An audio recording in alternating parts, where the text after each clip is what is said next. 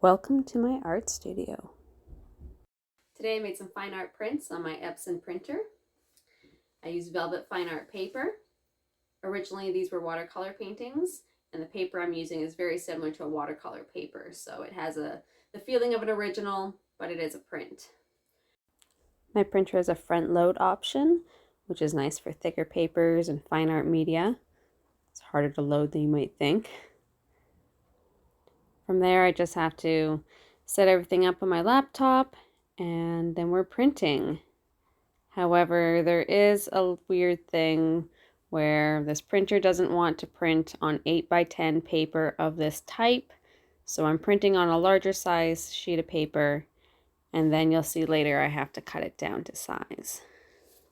The quality from this printer is really nice, especially for watercolor.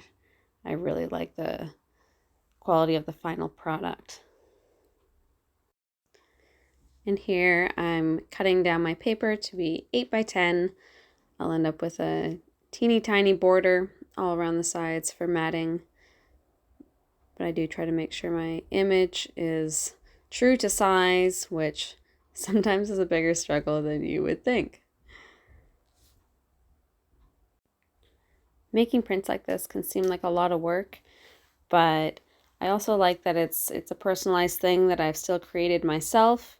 It isn't just printed off at a printer and sent to you. It's still handcrafted, as they say, even though it is not actually original artwork.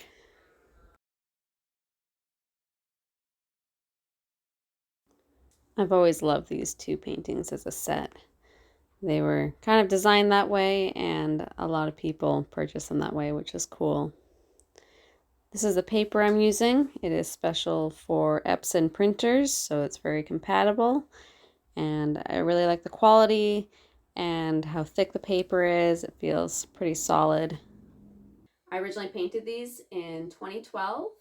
I was doing a lot of dance-themed art at the time, and these were two of my favorite, and I really like them as a series, so I'm happy to be sending them off together to their new home. Now it's time to pack these two prints up. I always protect my artwork in a clear plastic sleeve just to make sure it doesn't get wet. A little personalized note,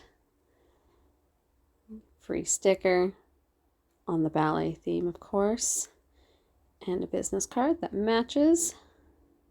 And I even had a sticker to match for the envelope, so you know that this is going to be some fun mail.